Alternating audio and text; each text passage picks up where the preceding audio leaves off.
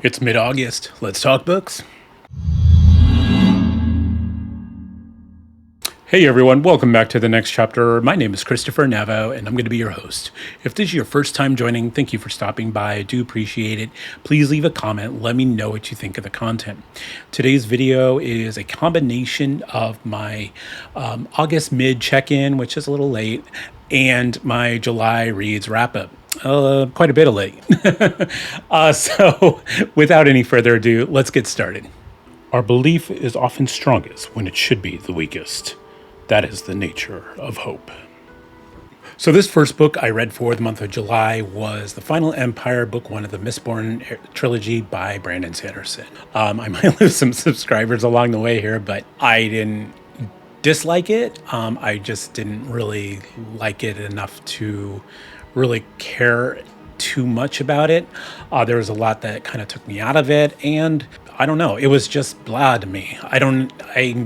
This is the problem with hype, I think, is I listen to it and then it gets embedded in my brain, and I think I'm just expecting this fantastic thing that's gonna change my life. Nothing along those lines has happened for me yet, reading a Brandon Sanderson book. And I hate to say that because as a person, I think he has done fantastic stuff for the fantasy community. So let me start by saying how I describe this book. I describe it like good vanilla ice cream. You know, the real vanilla ice cream. Everybody likes vanilla ice cream, and that's kind of how I view this book. The problem is this vanilla ice cream, this top quality vanilla ice cream, sits in a 31 flavor shop. So are you going to pick vanilla when there's all these other things that probably have vanilla in it, but have extra stuff to it that makes it a little bit better? That's kind of how I feel at Final Empire. So starting with characters, we had Vin and Kessler. Vin, I think he wrote really well. I'll give Brandon that. I think he can handle, he does a good job with handling female characters pretty well. And I thought Vin was a very interesting character, and she was enough to make me eventually want to pick up the second book. But, you know, there's other things that are very generic.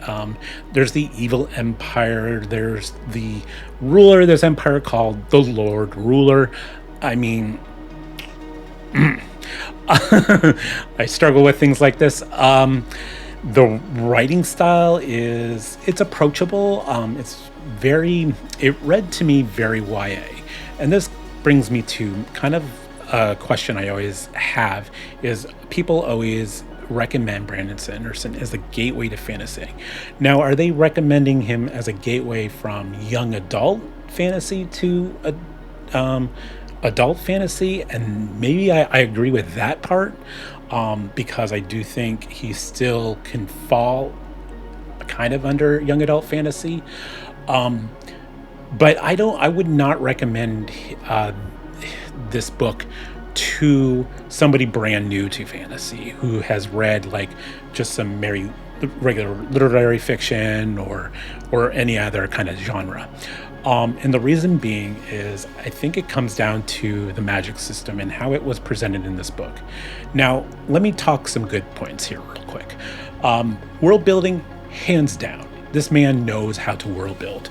I mean, he's built this giant Cosmere multiverse across multiple numerous of his books, including the Stormlight Archive, and then the continuation of Mistborn Heirs 1 and 2, and whatever, all of his standalones. There's always some like tie into this Cosmere multiverse that he's created. And yeah, wow, I wish I could write a complex world like he does with my own writing, or I hope to. Maybe I can.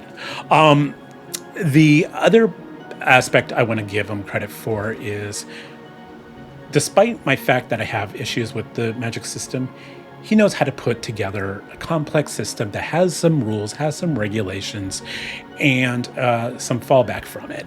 And he puts it together in a very unique way. The problem that I had with this is it read to me like an instruction manual in the Final Empire here. We got a lot of instruction on how to use it, and I feel like I think it was Brandon's idea is to let the author or let the reader know eventually what each metal does, because there are various metals that do various things. And I think it was just so driven home that I felt like I was going to have a test at the end of the book that I had to take to see if I knew what did what. And I think it took also a little bit away from some of the action sequences that were using the magic system in play. A lot of like pushing and pulling and doing this and that as the action sequences were playing out, took me out of this, took me out a little bit of the fun for me from this story. I didn't hate it, and I will probably continue reading this series, just not right now. I haven't given up on Brandon Sanderson yet, so I don't know what it is. Maybe it's just this hype that we have around this author, and it part of it is deserved, but part of me is like, man, I really want Brandon Sanderson books to click with me as much as it clicks with a lot of people. The self wishes to create, to evolve. The ego likes things just the way they are. So this next book is a nonfiction book. I am in the pursuit of writing my first novel, and I'm looking for some like inspirational books to just really kind of help me kick some of these habits I have of, self-doubt and anxiety when I sit down to write. And this book was The War of Art by Steven Pressfield. If you are familiar with that name, chances are you have read Gates of Fire or maybe Tides of War. Steven writes a lot of historical fiction. I've read a couple of them and have enjoyed those books. With my passion for historical fiction. So I thought I had good promise to pick up a book that kind of pursues a little bit about that writing aspect. And it doesn't cover just writing, but this is for people who want to pursue maybe a higher education, diet, or overcoming an addiction, painting, all aspects of something you want to pursue, and you just have a lot of self-doubt. And so that brings me to what is really covered a lot in this book, and that is resistances. And he covers quite a few resistances. There are resistances I don't always agree with, I didn't agree with. The ones that did provide me some insight and a little bit of information for me, fear, self-doubt, and procrastination were probably ones that I go through a lot. Putting out a July wrap-up video 3 weeks into August kind of falls under a lot of that there. So I did get a little bit of insight, but for the most part I just disagreed with a lot of what he considers a resistance. He was really breaking down everything could possibly be a resistance, including your job, your spouse, your family, your friends. All of these are resistances that you have to fight, and to me it just seemed like, well, I can't stop all these things. These are things in my life that are important to me. And I don't think they're roadblocks. In fact, my friends are encouraging me. My spouse encourages me to write. These are, so I don't think of these as resistances. The other portion of this book that didn't quite click with me is the latter part, where it breaks down ego versus self. And I think this is where Stephen's beliefs come into play, because I don't agree with his full belief system or philosophies. The separation of some of the topics presented in the ego versus self section I didn't agree with all the way either. Now I will admit, he says it several times in the book, this is my book, this is what works for me, I'm writing about this is my stuff, so I'm going to present what I want in this book. And so I do appreciate that. I did, and like I said, I did have a couple takeaways that were beneficial, but all in all, the whole book just wasn't for me or my own belief system. I do not eat human flesh, the biter said, a piece of ear sticking out of his mouth. I am not a monster. So we talked about some books that I didn't care for. Let's talk about books that I really enjoyed. And the good news is these next three books are I not only enjoyed, but they are self-published books. They are all three contenders for the self-publishing blog off number 9, hosted by Mark Lawrence. And yeah, they all hit really well with me.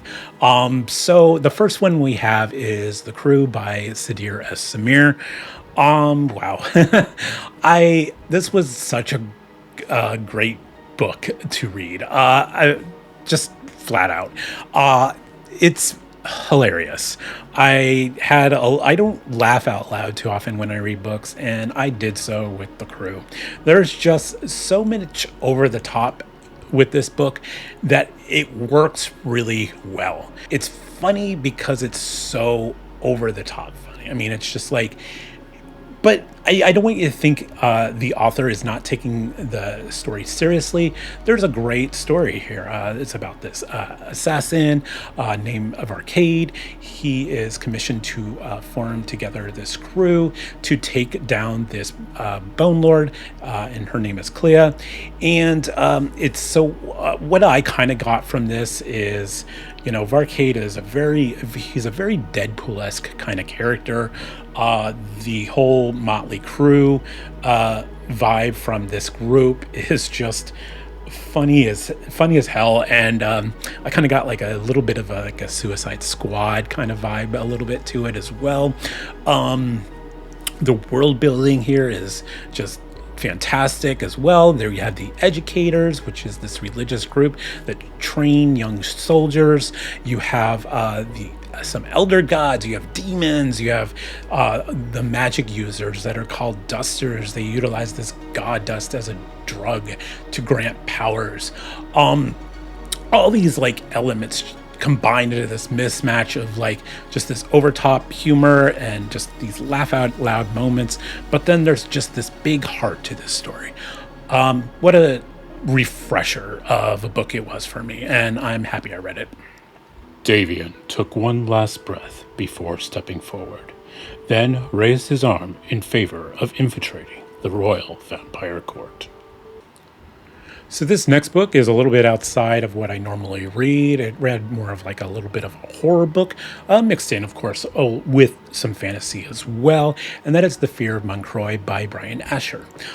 This is his third book in what in his own world called the Intercontinents. Each of these three books that he has currently out are very standalone-ish, at least right now, unless he plans to write sequels. But none of the three books currently out really are connected to each other, except for being kind of in the same world. And with The Fear of Moncroy, it's a little more of a horror-esque book, a very classic vampire kind of story, but not. I think it was presented really well, because I'm usually wary of vampire stories, especially after Twilight, which just didn't work for me. So here we follow Davian. He is the last member of the War Wards, and he was on a mission to infiltrate and destroy the vampiric court. It failed. So what he does is to get revenge, he infiltrates the court posing now as a vampire by drinking potions. There's also a swordsman who also has a kind of a part to play in this story as well, named Karneth. He is also hunting down vampires. And then we have a pretty cool antagonist by the name of Countess Fiona, who is, of course, high member of the vampire court. And all these characters play out really well. He does a really great job with character and the mood setting of this environment in Moncroy. It was very quick paced. And I think if I had a gripe about this book is I wanted more. Maybe that's not a bad thing. If you want more, that might be a good thing. I do think it ended a little too abruptly after we get to the climactic portion of this book. And like I said, I think I just maybe wanted a little more on that after effect after we got through the climactic events towards the end of the book. But the pace was just nice. The characters were brilliantly written, and I could tell he's improving as his craft because I have read his other two books, and I do think he improves each time he writes one. His other two books, if you were interested, there is more of a traditional fantasy called The Assassin of Malcrozet, and then more of a sci-fi book called The Treasures of Laura Rev. So definitely check out Brian Asher's books. I've had a great time with them so far, and I hope we get maybe some sequels for each of these at some point. I raise my arms and start the Rand chant, biting off each syllable with a cold fury. The wind picks up behind me, and it whispers through the stones. The clouds heed my call and race to me. So this next book is Becoming a Druid by Mike Molman, book 1 of the Protectors of Botany series. Oh, this is such a relief to read after coming off of what was a disappointment for me with Final Empire. And I want to point out, this just goes to show that self-published books just get this bum rap that they are not good quality.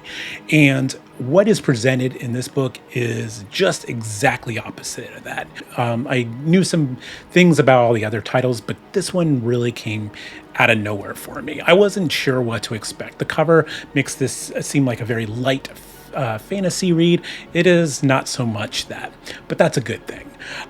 So here we're following a man by the name of Grame. It is basically Grame's journey into, well, becoming a druid and everything that he has to go through because of this.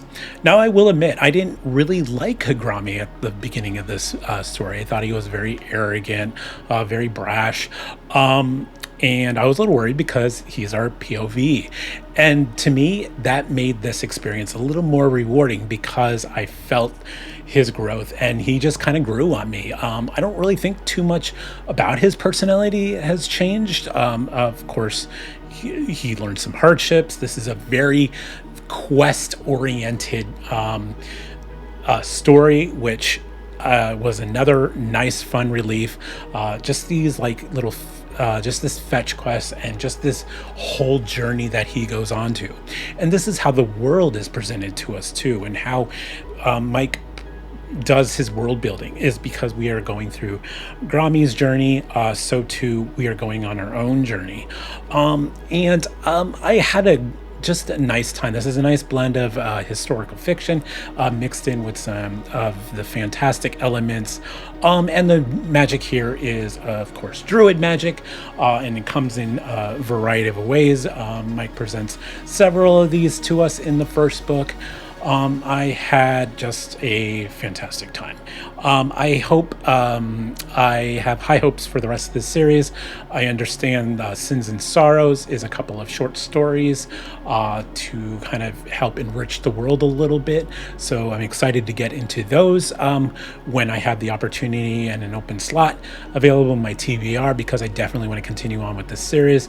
But yeah, this was a fantastic way to kind of cleanse my palate a little bit off of Final Empire.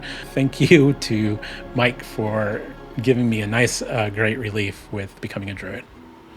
This is the curse of the crown. There is no escape.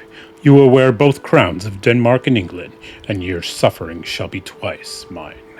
So next up, I have my manga read for the month, and that is Vinland Saga Book 6 by Makoto Muraki-Mura. This is the continuation of the slave arc that is going on right now in this series. This is the second main arc to the series. Some of our main characters are still pursuing their own goals here. We have Knut, who is this ruler, and he is he's going through some weird hallucinations with deceased relatives talking head, and he has these like very interesting conversations going on. I thought this whole aspect was very cool to see play out. Really gives a lot of depth to, I think, Canute and his maybe guilt, and a little bit of his own journey as becoming this ruler. The other side of this arc that we have going on is back at the farm with Thorfinn being our primary, but we're getting a little more, we're getting to know some of these other side characters a little more, particularly Arnheid, I believe is how you pronounce her name. And this was very refreshing because we don't have a lot of female protagonists or a lot of female characters that we follow in this story so far. So I thought this was a very cool little nice thing to have added to this series. And it fleshes out her character a little bit because we've been having interactions with her, but she's kind of not done much. But this one gave her a little more time to shine. So I thought that was pretty cool. Don't worry, every damn person here is out of their depth. Some know it, some don't. It's the ones who don't you have to worry about. Start with what's in front of you. The rest will show up in its own time. So to end with, my main read for the month of July went to Gardens of the Moon by Steven Erikson, book one of the Malazan Book of the Fallen, or Malazan Book of the Fallen, however you want to say it. What can I say about this book? So first off, this was a reread for me. The first time I read it was probably when it first came out. I think this was like the first edition copy that I had, and I saw it on the bookshelves like when it was available, and I picked it up. I thought it looked like a cool book to read at the time. And I don't quite remember everything from it. There were a few bits and pieces I remember, but there was a lot I forgot. So it did feel like a brand new read to me. This is part of a buddy read that I have going on, and I'm not going to go into too much about my thoughts here because we did a buddy discussion. This one was hosted on Usman's channel, Bards and Books. I will have that linked in the description below if you want to check out our discussion. There were 4 of us part of this discussion, all content creators of 2023. So take a look at that. We talk a lot about the characters, the world, and just how it affected each of us in turn. So I want to say this, and I've said this before. Malazan, when I read it the first time, maybe I didn't quite understand everything at the time, but I sure do credit this as an inspiration to my own writing and to my own world, and I still credit that with my reread. When I did my reread, I realized how less confused I was. I think he presents this material really well and introduces the characters in a way that you don't feel too overwhelmed. You know what characters belong to what group and what country or their nationality or something like that. The characters are just so memorable, and each character just has their moment to shine. Again, we go in a little more detail in our live discussion, and I'm actually going to do a more in-depth review on this book, but I'm going to include Dead House Gates, which I'm reading at the end of this month, and I'm going to combine those two together as sort of one review, and that review is going to be on my own, but we are also the same group of us is going to do a live discussion for Dead House Gates as well. So that's all I'm going to say right now on this. Otherwise this video could go on for a very long time because I have a lot to say about this book. But that's all the reads I had for the month of July. And finally, I want to end with kind of like an August mid check-in, since I might as well combine them two because at this point it's been so late on my wrap-up here. August, guys, the beginning of August anyway, as you could tell, there's been no content, and I do apologize for that. I just kind of needed a mental break. The reading wise, though, I've been pretty steadily reading what I had planned for the month of August. Most notably, I finished up the Bone Ship. This is book one of the Tide Child trilogy by R.J. Barker. I had a blast with this book. This is a nautical fantasy fiction, so that already earned some points right off the bat. You just write a book about boats and ships, and chances are I will read it. So there's some free books that definitely will end up on my TBR. But I also want to say that writes characters really well. The prose was very approachable, but very lyrical, very gave life to the characters, to the world created, to the ships and the crew. Everything has a place. Presented this material really well. It is a slower build read kind of thing, so it's not it doesn't start off at the very fastest of pace, but I'm okay with this. It was something I wanted to be immersed in, and I think it was good for the mood I was kind of in. So I recommend checking this book out. I had a good time. I'm looking forward to continuing on with this series. I'm not sure when. I do have some themed plans for September and October, so it might not be until November until I get to the second book. We'll see. Otherwise, I am also currently reading Seekers, The Wind of Change by Troy Knowlton. This is an indie book. It's also one of the entries from the SPFBO 9 contest going on right now. I'm only about 1/3 through that. I should have that wrapped up this weekend as of this recording. And of course, I'm going to finish off the rest of August with Dead House Gates, the book 2 of Malice and Book of the Fallen by Stephen Erickson. And again, this will lead to a discussion on this book with people from content creators from 2023 in the following month. So stay tuned for that. I will, of course, as I mentioned, I'm going to combine a kind of a review of Gardens of the Moon with Dead House Gates. This is going to be my own review, and that will also be in the next month. Otherwise, that's all I have. I think this video probably went on a little longer than I wanted to, but I thought it was just a good idea to combine my July wrap up with my August mid check-in, since it kind of came all together for me. Otherwise, my name is Christopher Navo. Thank you for watching. Thank you for subscribing, and I hope to see you in the next chapter. Take care. Hey everyone, welcome back. Today's video is my I don't know what this video is. It's something. I will let you know. I don't know what I'm going to let you know. I don't know what I'm doing. Better than never.